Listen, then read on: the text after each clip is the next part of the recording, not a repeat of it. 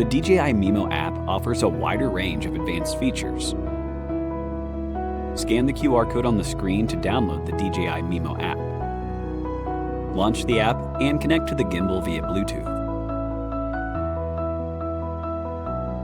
A prompt will appear when new firmware is available. Tap the prompt and follow the on-screen instructions to update the firmware. Ensure the battery level indicator shows solid green before the update. Do not exit DJI Mimo during the update. If you have purchased or plan to purchase DJI Care services, you need to complete the purchase and binding within 30 days of activation. iOS users can enable Quick Launch for faster access.